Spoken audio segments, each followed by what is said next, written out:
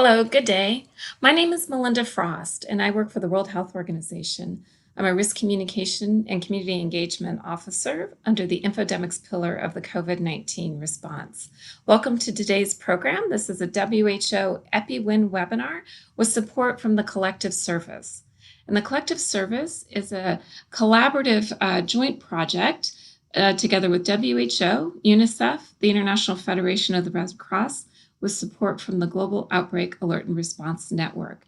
This coordinating body, the Collective Service, helps promote and support risk communication and community engagement efforts for any outbreak response right now, COVID-19, but also Ebola and other incidents around the world. So today's program is on vaccinating for the world's vulnerable. According to the WHO SAGE recommendations, governments and states are encouraged to include all high-risk individuals and populations independent of their residency, legal status, including internally displaced populations, refugees, migrants, and detainees for immunization. These populations face specific challenges and vulnerabilities, and today's program is going to explore these critical issues, current practices, challenges, and solutions through several different country examples. So today we're going to be hearing from a number of global experts on these populations, how immunization is being conducted around COVID-19, and we're going to hear from 4 different country examples from the UK, Jordan, Lebanon, and the Maldives to hear how this is working on the ground. So before we get going with today's program, I'd like to introduce Dr. Santino Severoni, Director of the Health and Migration Program at the WHO, to introduce our program today. Dr. Severoni, thank you. Thank you, Melinda. Good afternoon to everybody. Thank you for the invitation. I'm very pleased for being invited at this opening because the topic is certainly extremely complex, important, and for certain aspect also challenging due to the political sensitiveness that often accompany this area of work. I'd like to share with you just few considerations for reflections and for comment later on. When we are talking about population in condition of vulnerability, we also need to think part of those mobile part of the population that might face particular constraints and be in condition of vulnerability. So the first concept is that when we are talking about refugees, migrants, IDPs, not necessarily we are talking by definition of vulnerable people, but it's the condition around them, which is a transiting condition, can make them vulnerable or not. And in terms of public health approach, why this is important for WHO? Because we are talking about 1 billion people around the world, compiled of migrants, IDPs, internal migrants, international labor migrants, refugees, asylum seekers. So really a very important piece of the population, which is 1/7 of the world population. And the experience which was reminded to us by the COVID response is telling us once more very loud that the public health principle that we've been preaching of an inclusive type of public health approach, a universalistic type of public health approach, is absolutely essential if we want to see results. This part of the population is not only important because it might be in condition of vulnerability, but when opportunities are offered to them, they can contribute very actively to our societies in a different form. Again, during the COVID pandemic, were migrants in many cases ensuring retail services, transport, frontline type of services in a moment where most of the society were in lockdown. But also migrants, they are playing a very important role within the healthcare workforce. So really participating actively in the response. And also we've been observing during COVID that when socially included, integrated, they can contribute also in a more relevant way, like the first effective vaccine was actually the result of a company founded a few years ago by a couple of Turkish migrants to US. The condition related to COVID in many extent have been worsening the vulnerability condition for those in more critical conditions. During the acute phase of last year, we ran a survey to assess the situation for refugees and migrants around the world. We interviewed about 30,000 people. And the results were not so surprising, but unfortunately confirmed what we suspected, that the most fragile usually are suffering the most. In fact, 70% of these people reported a very serious deterioration of the living conditions, with many refugees and migrants not even requesting medical assistance upfront of COVID symptoms because of financial constraints or fear of deportation. And this is something which we need to really take into consideration. And when we're talking about inclusion, a universalistic approach of the health systems is not just a language, but it's really important to see positive outcomes. Then we've been looking at what the countries have been doing. Well, it's interesting to see that in relation to the COVID response, most of the member states, most of the countries somehow aligned to the same type of public health procedures, approach, and measures. When we went to see what's happened in relation to refugees and migrants, we discovered actually there was no coordination. Actually, we saw countries having a very pragmatic type of approach with a universal coverage type of approach, exactly, including refugees and migrants regardless to their legal status. Countries which they focus only on problems, on camps-like setting or situation of emergency, and countries which they didn't do much in that regard. This, unfortunately, is the same situation we are observing in relation to access to vaccine. And this is absolutely important because from the data we are observing today, between 12 and 30% only of the country are including nowadays refugees and migrants into their own national deployment of vaccine plans. Thank you very much, and I wish you a nice webinar. Thank you so much, Dr. Severoni. So today's program, we usually aim these programs really for practical approaches at the country level. So we're hoping that our audience includes a lot of risk communication, community engagement officers and practitioners and people who are working as part of the emergency response, interested in how to take some of these methodologies and apply them to the response, or just to learn more for future responses as well. So we thank all of the participants and attendees for today's program. If you'd like, we have interpretation live in French. You'll see a small globe in the bottom of your Zoom screen, so please click that if you would like some French interpretation. If you have any questions throughout the program, we invite you to put those questions into the Q&A function, also at the bottom of your screen. We have two sections for question and answers, so we'll try to get to your questions, and if not, during the program afterwards. So with that, we're going to move over to the global level, where we're going to look at the global overview of leaving no one behind, including some operational challenges. We'll hear from three presenters during this section: Dr. Pasha, who's the focal point for the Global Health Task Team for COVID-19. Next, we'll hear from Dr. Teresa Zakaria, the WHO Health Emergency Officer for this area, and Dr. Kamal Olleri, who's the Health Cluster Coordinator for Iraq. So with that, I'll move over to Dr. Pasha. Thank you.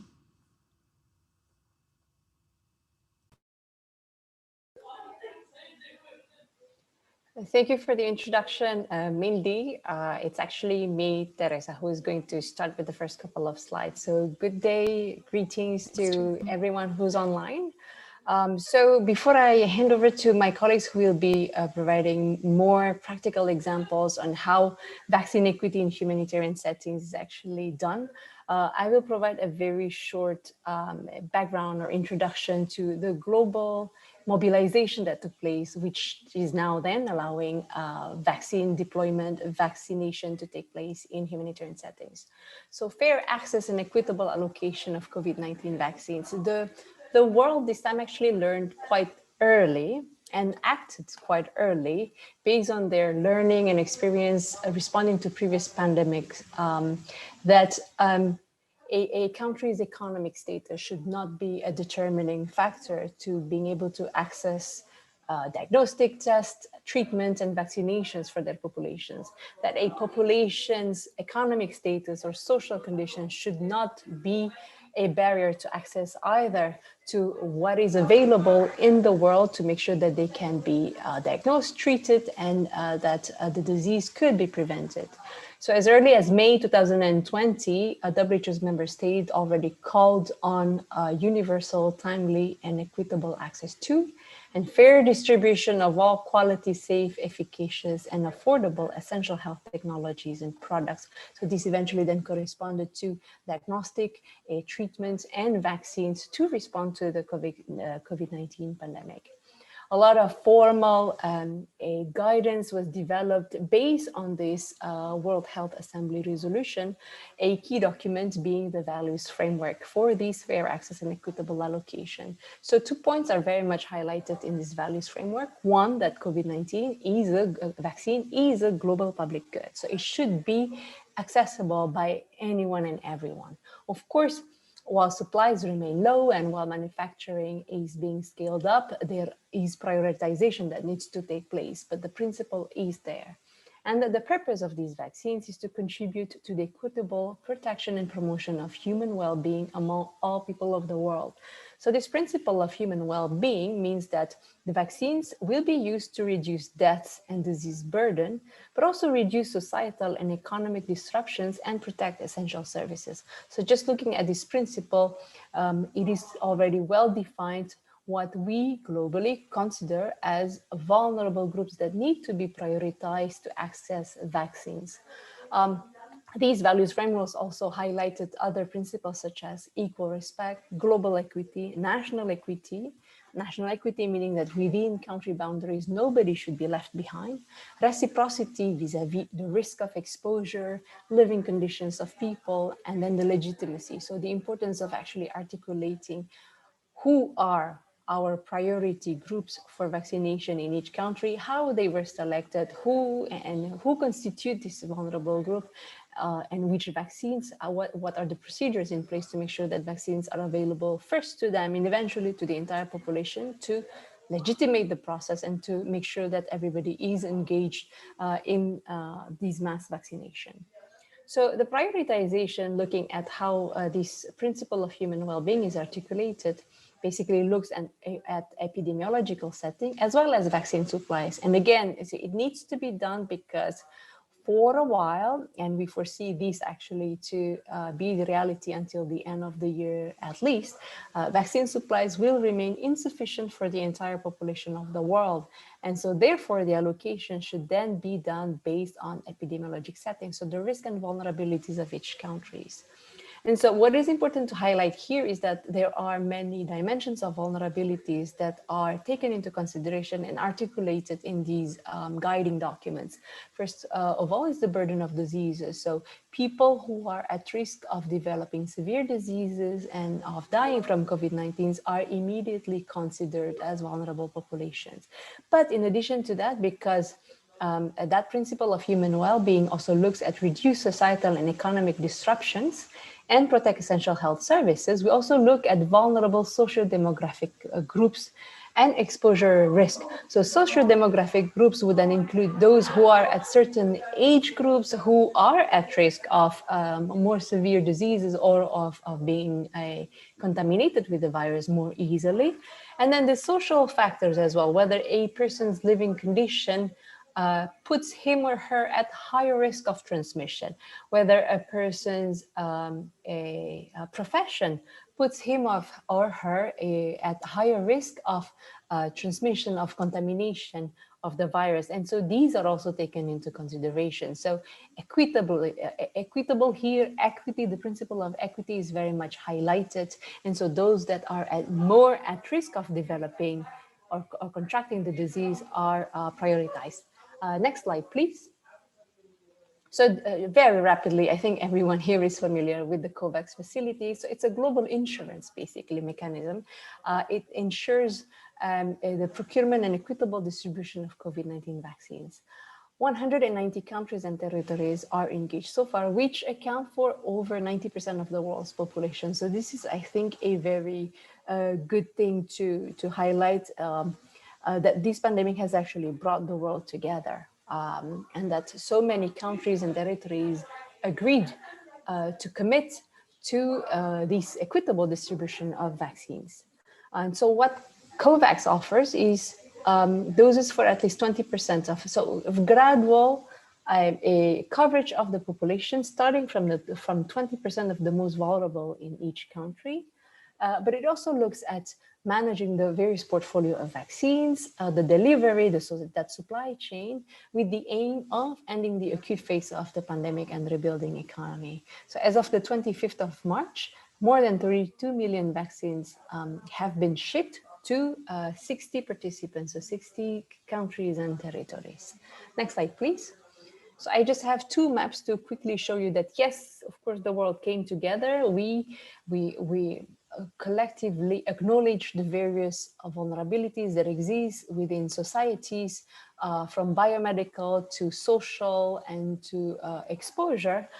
But the reality, I mean, translating that into actually some reality is a very different game. So this map shows the number, so the number of people vaccinated so far per 100 population, so the percentage of population vaccinated.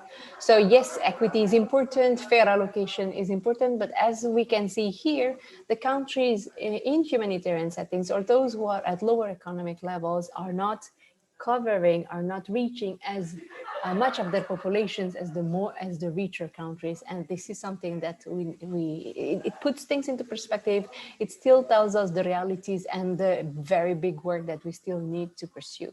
And next slide, please.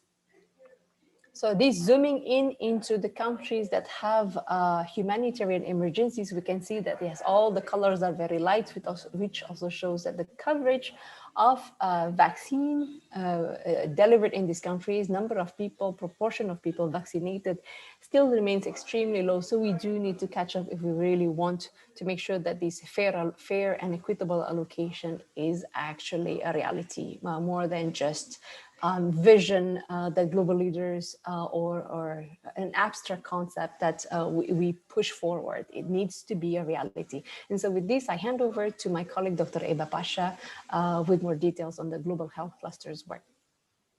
Thank you. So next slide, please. So the global health cluster, as I'm sure everyone is aware, has been, the cluster system has been activated in over 31 settings, 27 countries, as Teresa has highlighted there. So from the global health cluster, we are also tracking and trying to ensure vaccine equity amongst populations at country level. Now, this webinar is very much about vulnerable populations, and there are IDP, refugees, migrants in stable settings, where there is conflict and where there isn't, where there's no natural disaster and where there isn't. So right now, I'm just going to be focusing in where there are humanitarian settings. And this is part of my theme that's going to go through this, is that we really need to know who we are trying to reach. So within humanitarian settings, the global health cluster, our key message, and if it aligns with everyone else, is that NDVPs really need to be inclusive, whether it's IDPs, refugees, returnees, migrants, people who are stateless or living in occupied territories, but it also including those living in hard to reach areas. And those are areas which are insecure, areas which are not under government control. And there are approximately 60 to 80 million people where the government has no reach and which is controlled by other armed groups. So this is a very significant population that we also have to try and consider how to access and get to, as well as the geographic limitations. Next slide, please. So just with some key messages around this. Yes, it needs to be inclusive. Yes, prioritization at the national level should be in line with the SAGE values and the roadmap that Teresa has just explained. Vulnerable groups or populations of concern is what we're trying to say now, just to for people to understand the difference, that you may be medically at risk, but you're also socio-demographically at risk from being a certain area or a group. But these groups should be held in equal regard, meaning that methods of procurement of the vaccine shouldn't affect when you get the vaccine, and you shouldn't be given poor quality vaccines. Likewise, NGO healthcare workers in humanitarian settings contribute to a huge part of the healthcare workforce, NGO and private providers, and they should be held equally. And throughout the planning process and the vaccine implementation process, whether it's the vaccine delivery strategy, cold chain capacity, RCCE, et cetera, you really need to be thinking intentionally about these groups. And of course, this includes attacks on healthcare workers, which we know has actually increased the COVID response, has started. Next slide, please. So I just want to sort of explain where we are in trying to understand who is being vaccinated right now. Yes, it's the frontline people. Currently under COVAX, we're really aiming for 3% of the population to be vaccinated. So who is in that 3%? According to the NDVPs for countries which have humanitarian settings, healthcare workers amongst all of them. We did an analysis of the 27 countries where the cluster is activated. 23 had submitted plans, and all of them include healthcare workers. So that's your first thought when we're dealing with this. As we know, the 3% is really for the first half of the year. Hopefully COVAX will start doing 3 to 20% allocations later on in the year. So right now, our 3% really is our priority. Now, we always talk about older people and people with comorbidities. That's actually much less articulated in the plans. Of course, the plans doesn't necessarily mean that's what's going to happen, but this is just our first indicator of what we're dealing with. Next slide, please. So with regards to these populations of concern, as I've articulated before, whether it's IDP, refugees, migrants, out of 23 plans, only 2 of them actually mentioned them. That's not very good. Doesn't mean they're not going there, it's just it hasn't been articulated in the plan. So that's the first thing we have to consider. The next slide, please. And if we look at the plans overall, thankfully, in all of these plans, our populations of concern are mentioned. However, people living in hard to reach areas, areas not under government control, areas which are insecure, hardly mentioned at all. I think there was only 1 or 2 plans for either refugees, migrants, and returnees. Refugees and IDPs mentioned, migrants less so. I think it was 7 out of 23. So we're really seeing some gaps with regard to the kind of thinking around what our of concerns are. Of course, there are issues around the denominator, as Dr. Santino has said. Moving populations, it's very difficult to understand who these, what the actual population target we should be trying to achieve. So next slide, please. So going back to healthcare workers, and this is again reiterating the point, who are we trying to reach out to? There really is an intersection of needs here, and we need to think far more comprehensively and intentionally about who we're trying to reach. Healthcare workers, yes, have been prioritized throughout. Now, according to the SAGE criteria, we have high risk and low risk healthcare workers, those who are doing frontline COVID response, or generally all healthcare workers. As we can see, in about 2/3 of them, all healthcare workers have been prioritized for vaccination in this 3%. So that includes community healthcare workers. And as we know, in the pyramid of the healthcare workforce, the lower level cadres really are from the affected populations in humanitarian settings, especially community health workers. These are populations who are eligible and should be vaccinated in many of these countries as defined by the plans. Next slide, please. So unfortunately, when it comes to RCPC strategies within these NDV plans, only 9 of them, only 1/3 of them, actually articulated or demonstrated or reflected any kind of language that populations of concern really need some special thinking. They're marginalized, they're disadvantaged, they may be hard to reach. So how do we get there? Next one, please. But I will also just add on to that, and especially when it comes to insecure areas or areas which are not under government control, where there is huge mistrust and indeed attacks on healthcare workers, ensuring that is also not well articulated.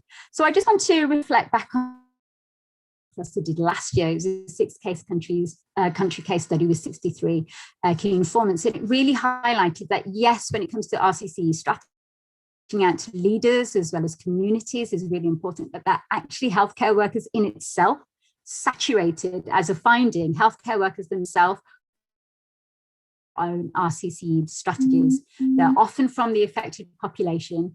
There's often a lot of delay in training them up or receiving technical guidance.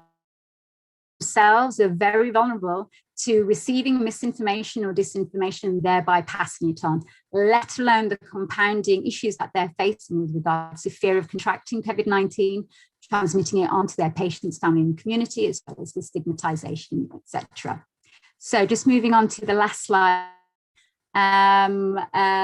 Some clear things, emerging challenges and good practice that have been coming out. We have about 15 countries which have rolled out vaccination. Is the quick rollout is not helpful. It means you don't have enough time for community mobilization. The vaccine expiration dates are short. Some of them are really just for July.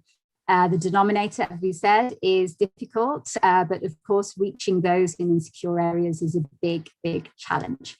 On that note, we have the slides here. You can look through it later. I'll hand over to Dr. Kamal Olleri, our health cluster coordinator from Iraq. Over.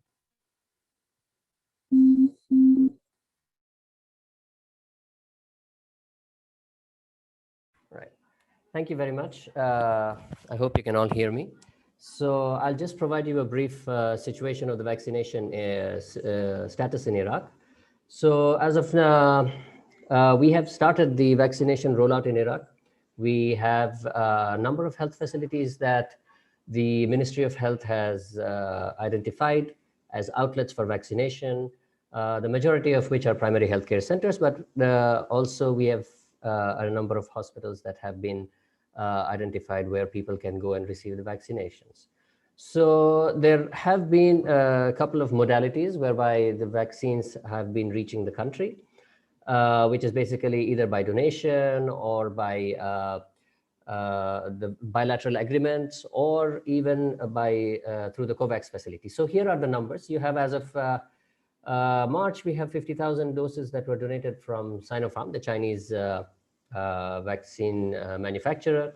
And of course, we have the Ministry of Health having prioritized the population categories that will be vaccinated.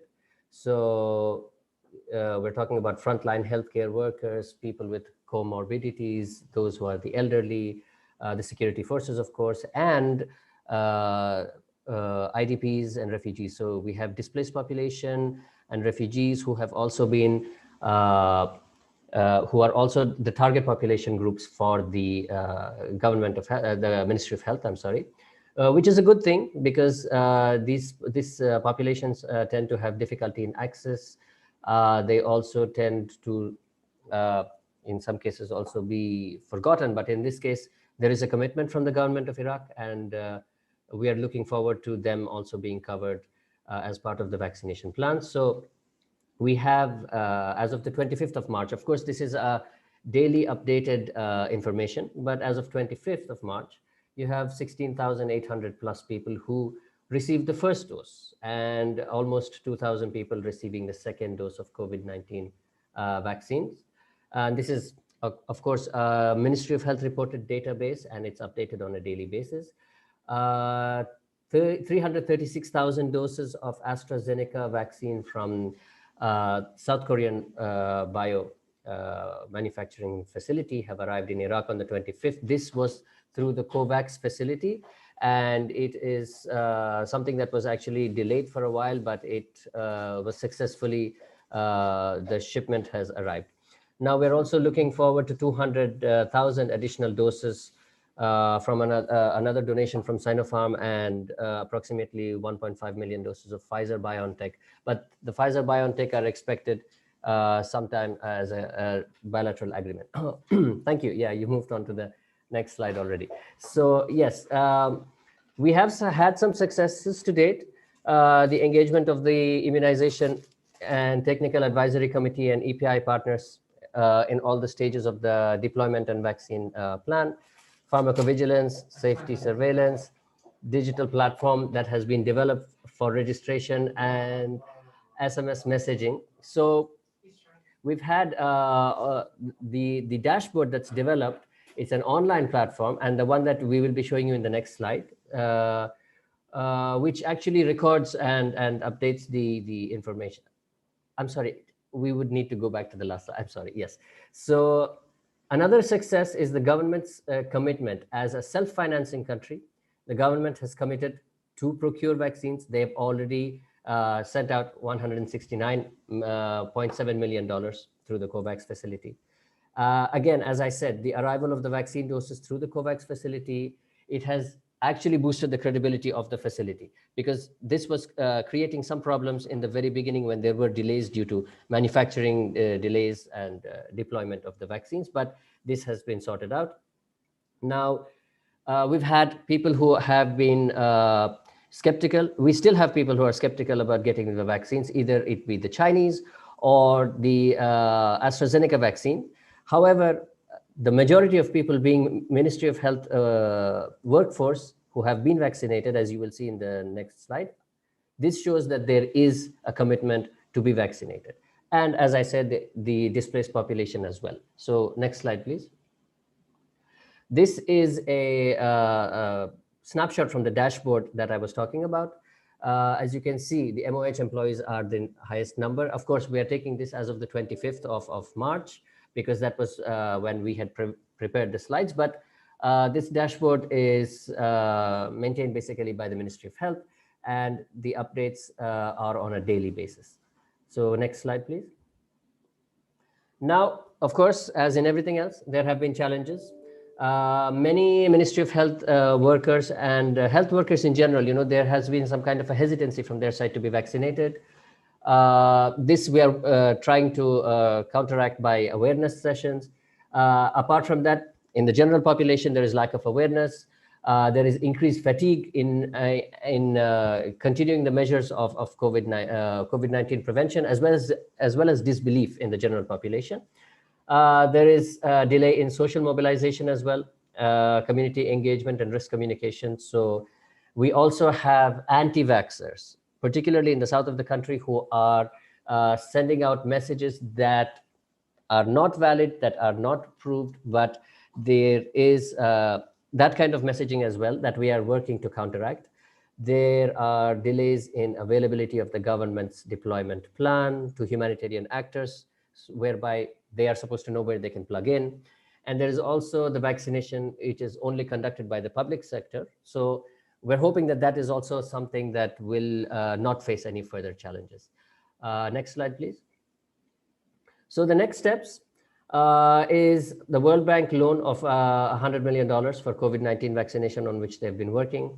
We also have the risk communication and community engagement support by WHO, UNICEF, and the World Bank in the current vaccination campaign, particularly supporting the COVAX, but also other vaccination support.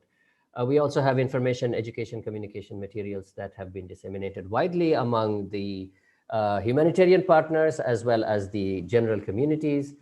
Several briefing sessions are also planned, whether it be for humanitarian partners or other stakeholders. We have, as Iraq Health Cluster, we have a COVID-19 task force that's activated. We're trying as much as possible that this task force's work plan goes in line with the vaccination plan, as well as the overall COVID response plan of the government. And media briefings are also ongoing today and tomorrow for all the journalists and editors in Baghdad, being the capital of the country. With that, thank you very much, and I hand it back to you. Thank you, Dr. Olleri. We do just have a time for one question, and it goes actually back to you, Dr. Olleri. What type of community engagement approaches or risk communications approaches did you use when dealing with some healthcare worker hesitancy and confidence around the vaccination there?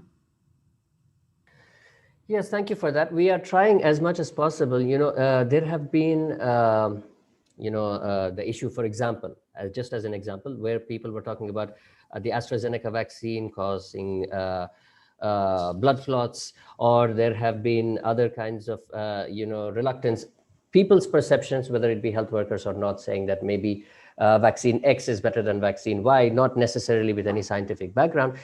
Sometimes even healthcare workers are reluctant. What we are trying to do is try to put forward researches, peer-reviewed documents, or the latest updates, whether it be from WHO or from other trusted websites, to show them that this is definitely not the case, or as far as we are aware now, research shows that the benefits outweigh the risks.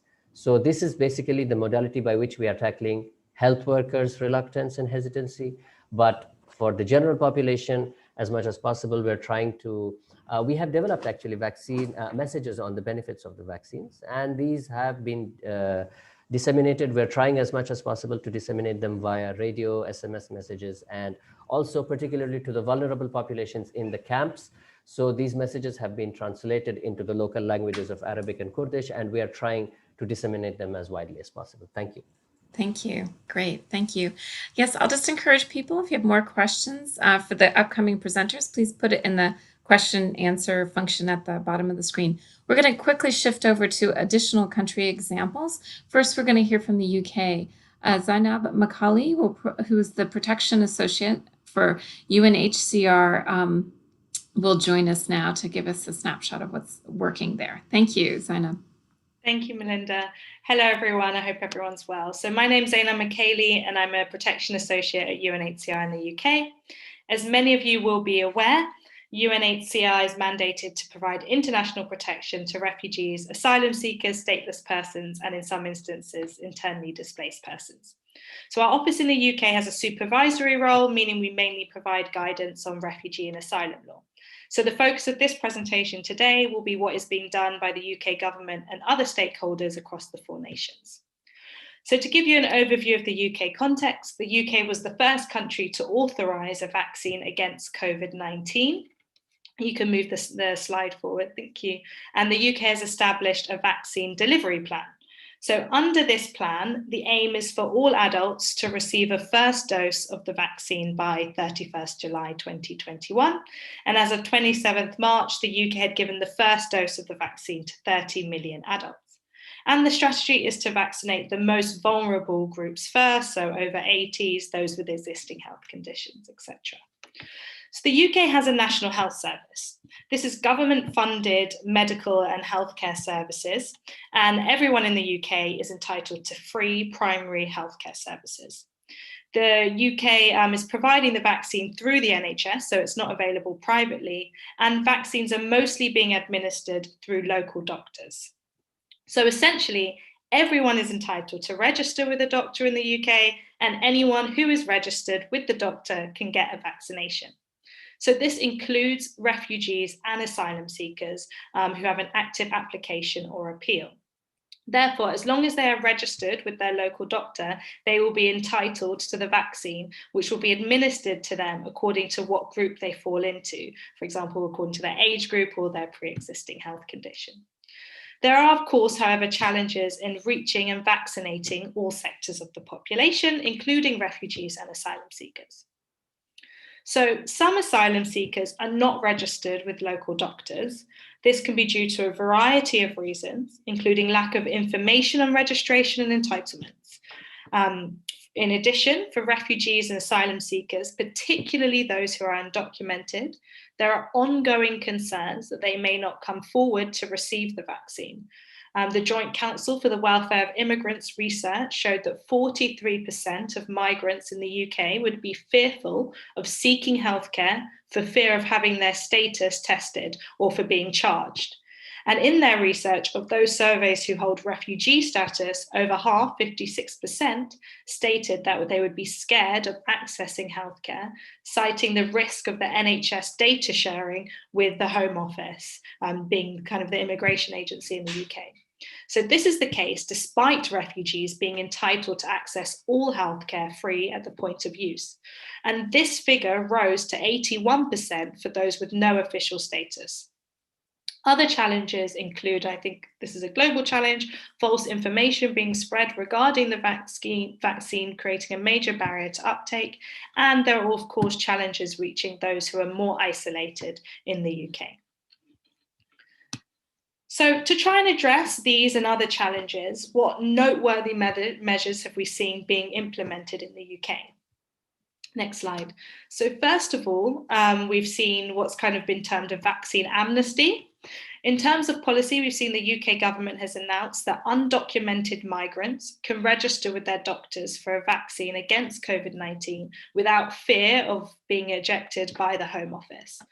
The UK is estimated to have a large number of undocumented migrants, and this announcement is hopefully an important step in ensuring that persons come forward to register with the doctors.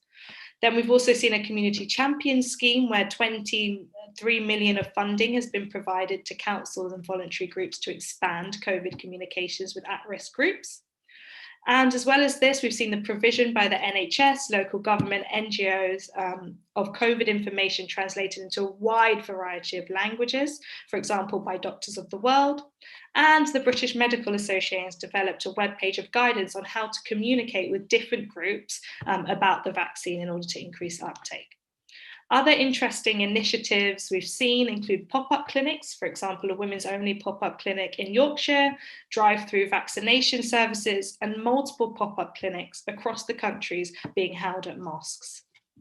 As well as this, we've seen doctor-led initiatives, such as a pilot scheme with GPs in Leicester, where they phoned patients who had declined or ignored coronavirus vaccine invitations, and taking those extra steps of phoning the patients led to over more than half agreeing to then be vaccinated.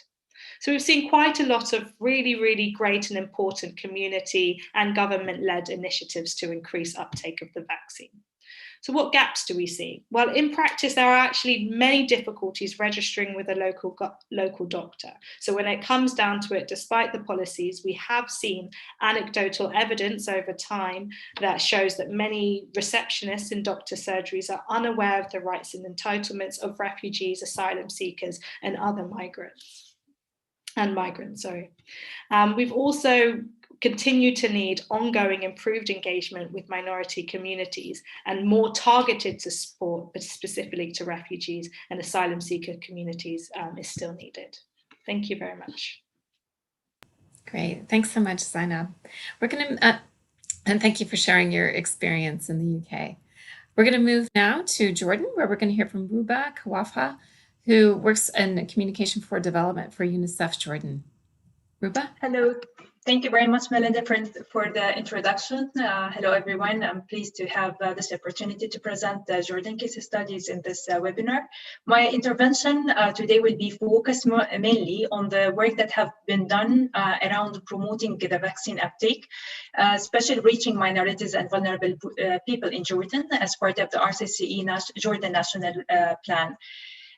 First, I wanted just to give you a glimpse of where we are. Jordan is a middle income country. It's a home of 10 million people. We have out of the 10 million, around 30% of them are refugees and minorities.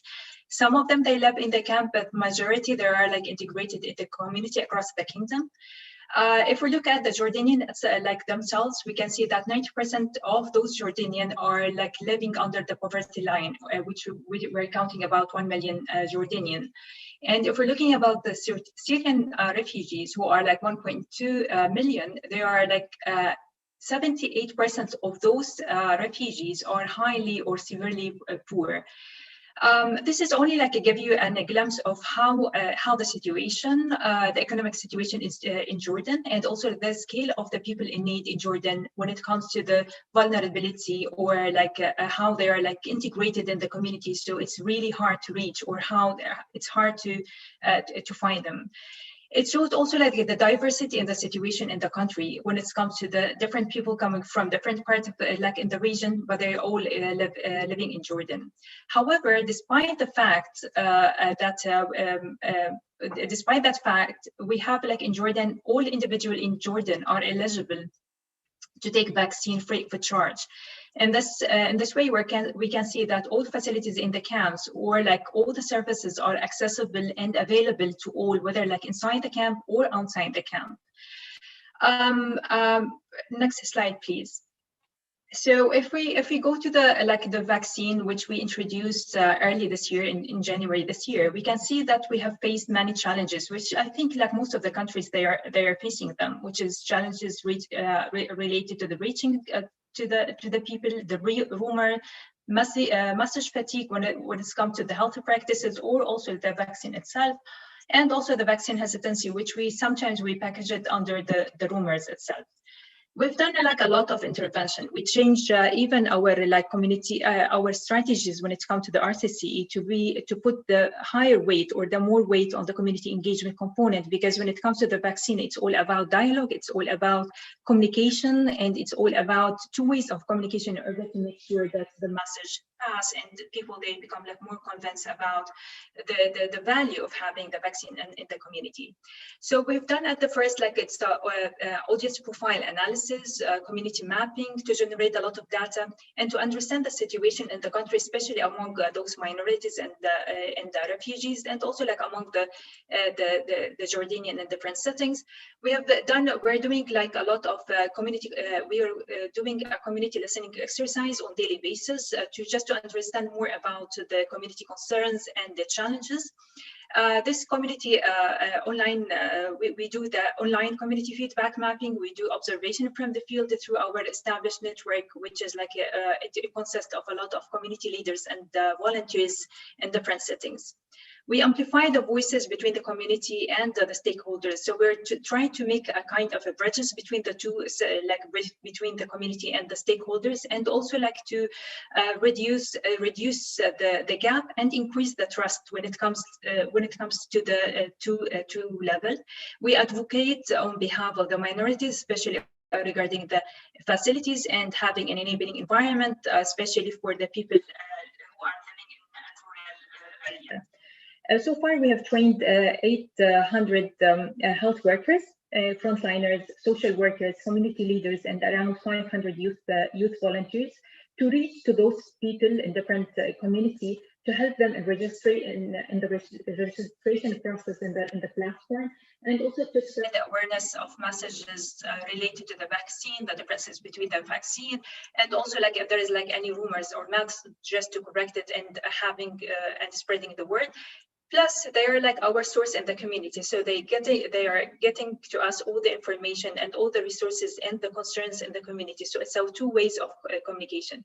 Plus those 800 of frontliners and 500 youth volunteers, they're also like they're doing a peer-to-peer or like a community-to-community kind of knowledge exchange. So between all of them, everyone is like they spread the knowledge to their like circle in their community.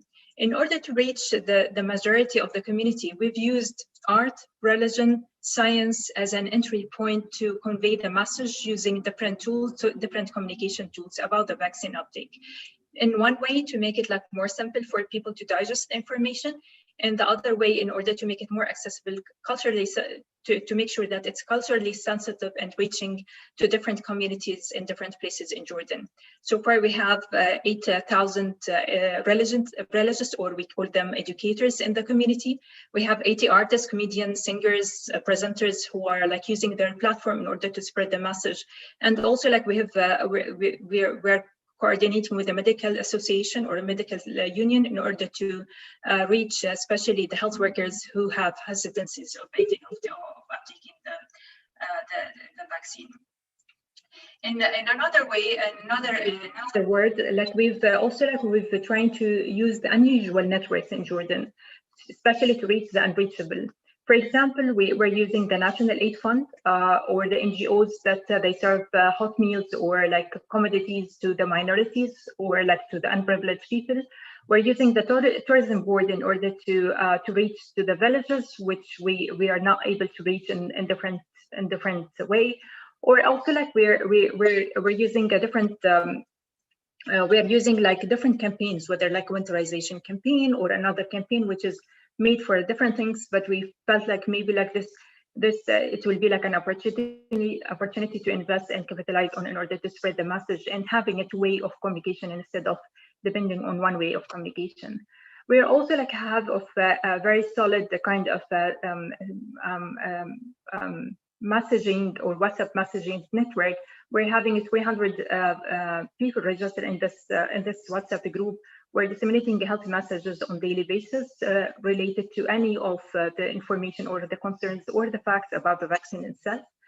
Now, the way forward, because like we're focusing on the community engagement, we're working with 12 women NGO, private sector, and also the religious and faith NGOs to develop, to support them developing a local initiative in their community where they can help the communities around them in the registration for the vaccine, and also encouraging them to design a program that's set into the community, but changing from the community itself, and it will be for the community in order to help them.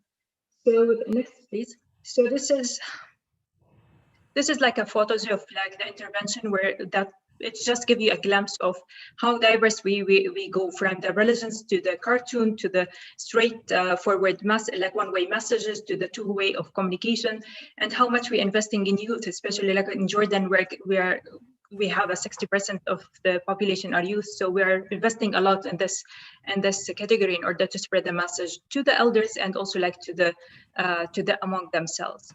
So thank you. This is from my side. Thank you.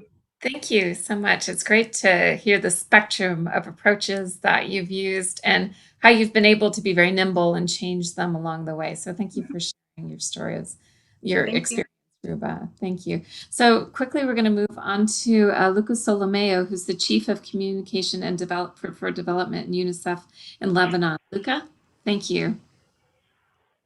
Thank you. Good afternoon, everybody. Luca from Beirut.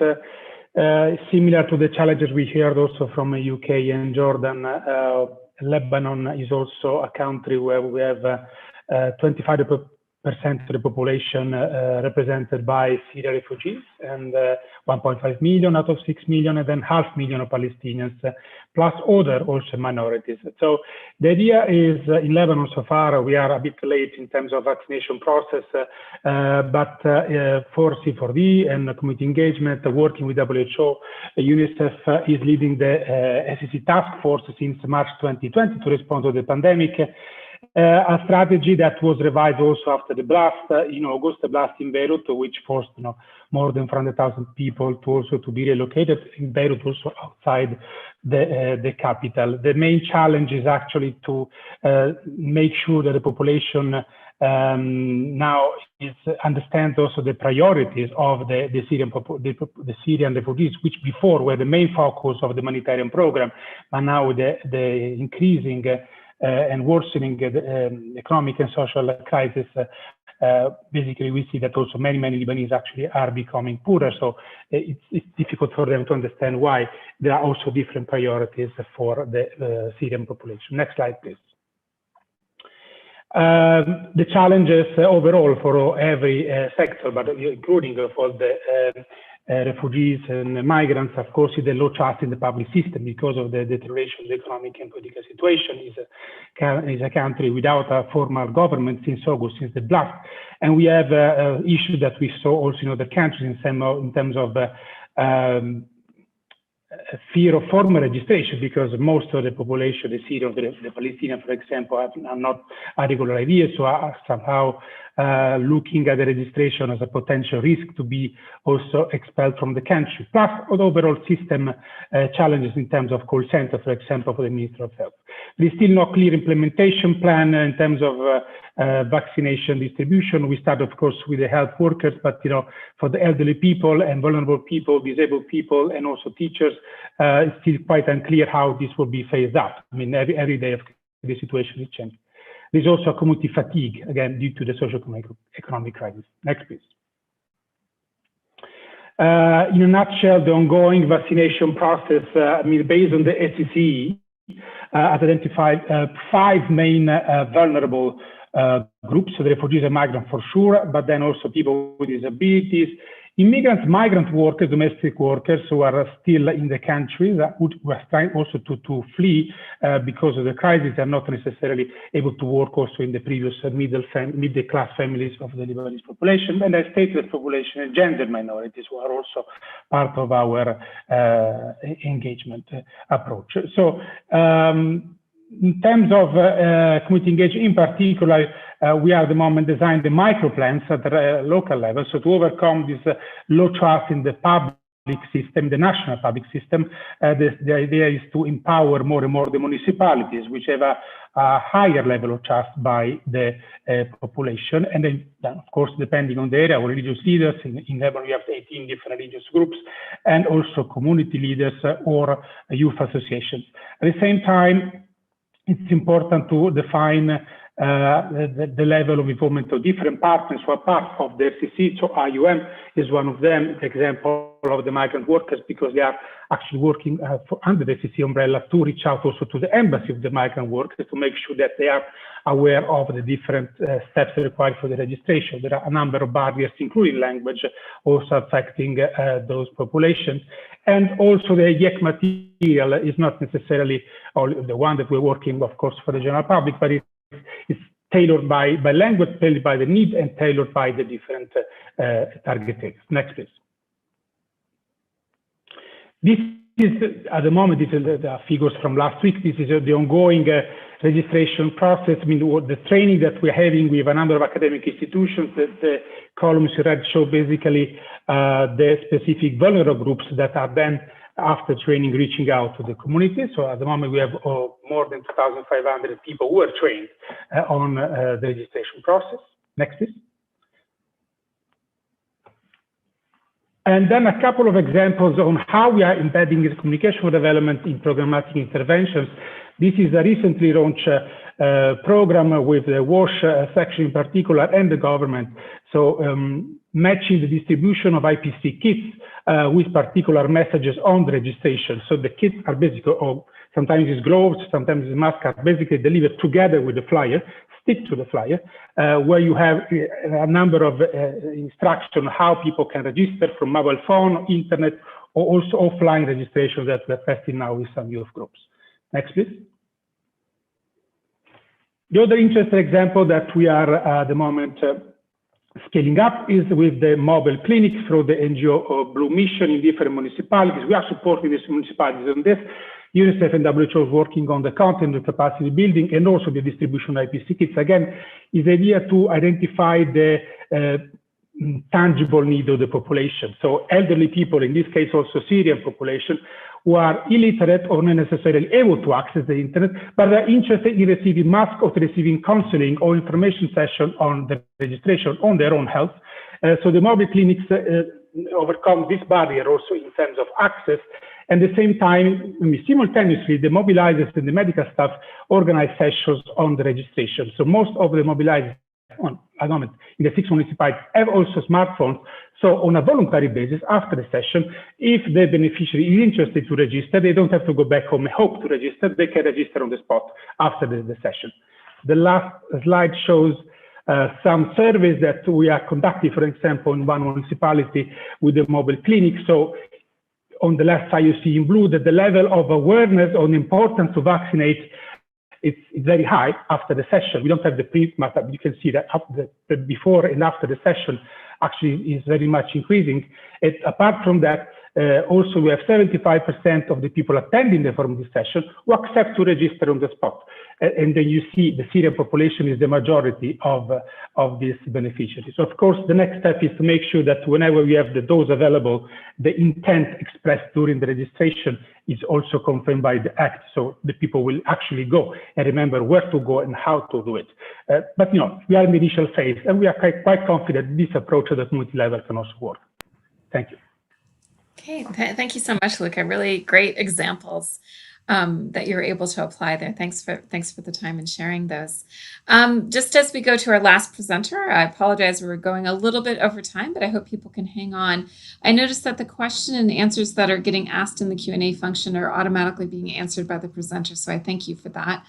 Just after this last presenter, we may hear some closing comments. What we try to do in these webinars is listen for practical approaches and next steps that can help support this area of work. So if you have any as a presenter, please, of course, enter it into the chat function or the Q&A function. We'd like to capture your ideas as well.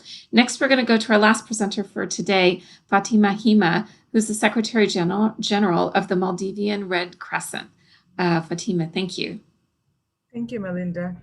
My name is Fatima Hima. I'm the Secretary General of Maldivian Red Crescent, and I will be giving you an overview of our vaccination initiatives in the Maldives. So just to give a brief overview of the current COVID-19 situation in the country. So we have about 23,000 confirmed cases in the country. And when it comes to vaccination, as you can see, we have vaccinated about 232,000 people.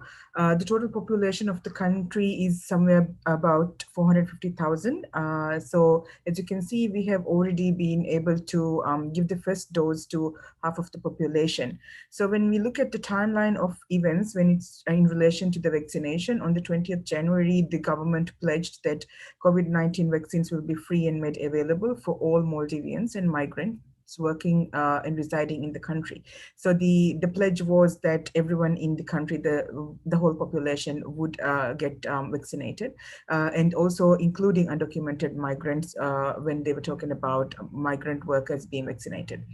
The vaccine rollout program was initiated on 1st February, and then the Maldivian Red Crescent announced vaccine registration for undocumented migrants on the 20th. And following that, in 4 days' time, we were able to start the vaccination of undocumented migrants. Next slide, please.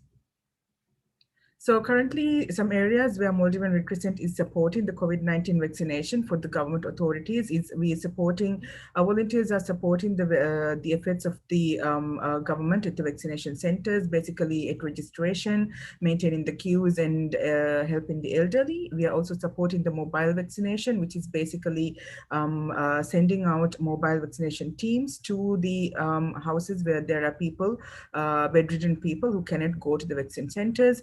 We have also established a migrant support call center where migrants are able to call us and get information around the vaccination process, any information they would like to know, how to get registered, and also how to get vaccinated.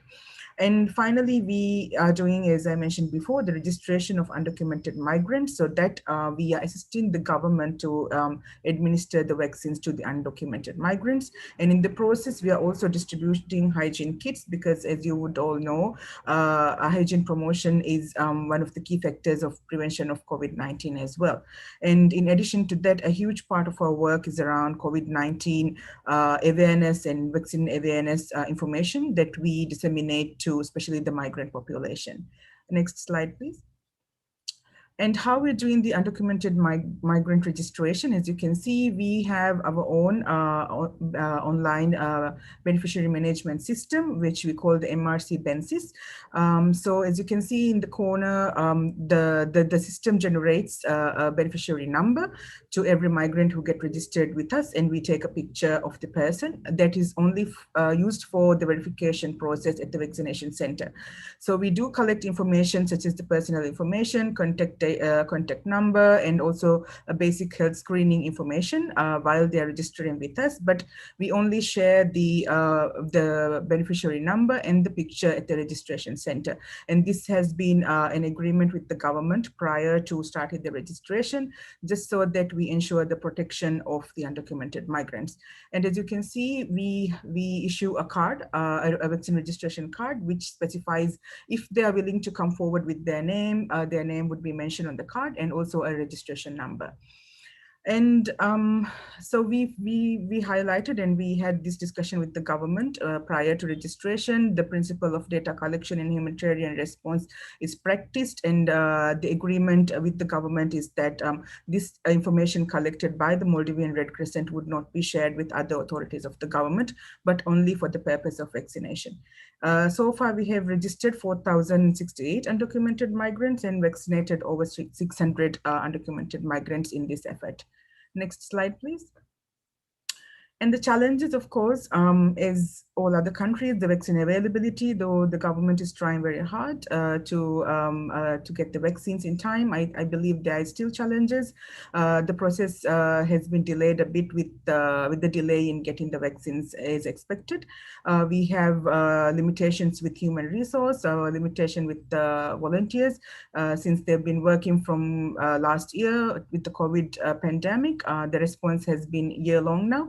So there's a huge challenge when it comes to mobilizing volunteers, and also we are working with very limited staff who are going through the same pandemic fatigue and mental impacts of the whole response and the pandemic situation. And also as an auxiliary to the government and an independent humanitarian organization, we are continuously in the spot of continuously advocating for the importance of vaccine equity, though I would like to highlight that the government has been very supportive, and the only reason why Maldivian Red Crescent has been able to go forward with the vaccination of the migrants, especially the undocumented, is because of the support of the government. But it's a continuous effort, and we keep advocating for vaccine equity for everyone. The difficulty we have again is that the undocumented migrants does not only reside in the capital, they're spanned across the country, and we're expecting a number of between 30,000 to 60,000. And as you all might know, Maldives is a very geographically dispersed island with 192 islands.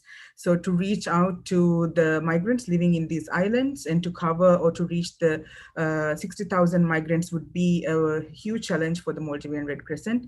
And of course, the other challenge we have is that 90% of these undocumented migrants are from countries like Bangladesh and other South Asian countries who are illiterate. So to communicate information and to create awareness is a huge challenge for us, given that they are unable to read and write. Next slide, please. So going forward, I think a question that we are often asked by a lot of people is, why do the undocumented migrants come forward and register with us? And I think the very simple answer to that is the trust that we have been able to build with the migrants over the years. Maldivian Red Crescent came into existence in 2009. So we are a very young national society compared to other national societies of the Red Cross Red Crescent movement.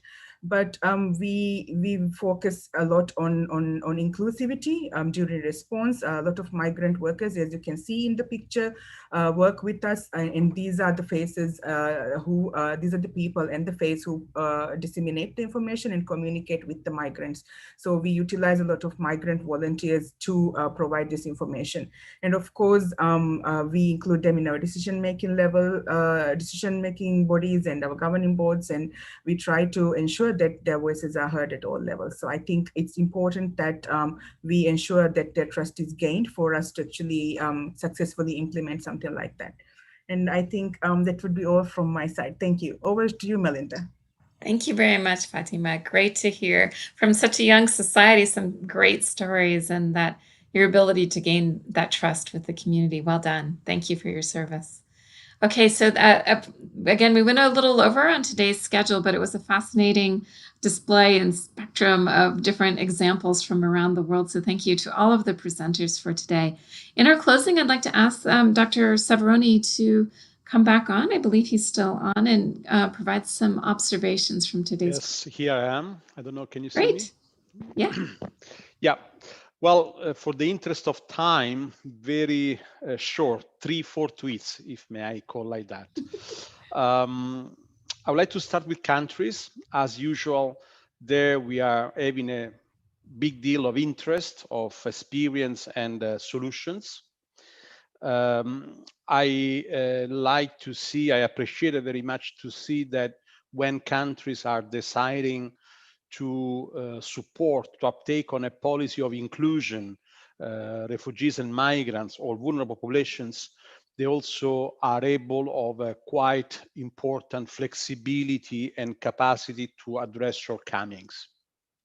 Shortcomings which are true not only for countries with limited capacity, but also with more rich or more established realities, as we have heard today. Interesting is the dualism of well-consolidated spelled out principles, indicating that the only rational approach is an inclusive health system approach, also in relation to access to immunization, and including all population, regardless the legal status, if we want to really succeed. But then the country uptake is still pretty slow down. In my view, this is an important element that's supposed to encourage us for operational research to really understand what are the impediments. Are the impediments related to really practical challenges and obstacles, or impediments are related to fear of shortage of resources to commit to the immunization of the entire population. So this is certainly an area which you need more information about. In relation to the challenges are similar in different contexts. And as a similar challenges, in my view, we should take the opportunity of today also to consider to promote initiative of good practice sharing among countries.